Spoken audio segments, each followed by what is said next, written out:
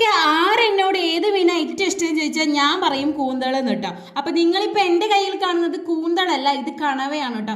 കട്ടിൽ ഫിഷ് എന്ന് പറയും കേട്ടോ. അപ്പൊ നിങ്ങൾ ഈ കട്ടിൽ ഫിഷ് കഴിച്ചിട്ടുണ്ടോ?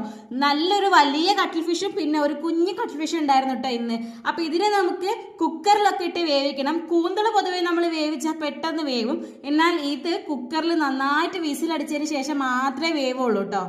അതുകൊണ്ട് തന്നെ നന്നായിട്ട് വേവിച്ചതിന് ശേഷം നമുക്ക് നല്ല അടിപൊളി കൂന്തൽ കറിയോ ഫ്രൈയോ റോസ്റ്റോ എന്ത് വേണമെങ്കിലും ഉണ്ടാക്കാം കേട്ടോ.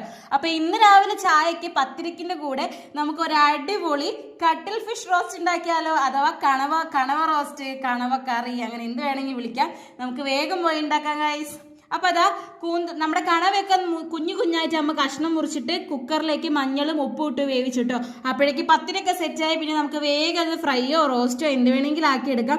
അങ്ങനെ അതാ മസാലപ്പൊടികളെല്ലാം കൂടെ ഇട്ടിട്ട് ഉള്ളിയും തക്കാളിയും പച്ചമുളകും എല്ലാം കൂടെ ഇട്ട് വാട്ടിയെടുത്തതിന് ശേഷം നമ്മൾ ആ വിസിലൊക്കെ അടിച്ച് വെച്ചിരിക്കുന്ന കൂന്തളും അതിൻ്റെ വെള്ളവും കൂടെ, പിന്നെ ഇത് വേവിക്കുമ്പോൾ വെള്ളം ഒഴിക്കണം എന്നില്ല, ഇതിൽ നന്നായിട്ട് വെള്ളം ഇറങ്ങൂട്ടോ. അപ്പം വിസിലടിക്കുമ്പോൾ നമ്മൾ ഒരുപാട് വെള്ളം ചേർക്കണം എന്നില്ല.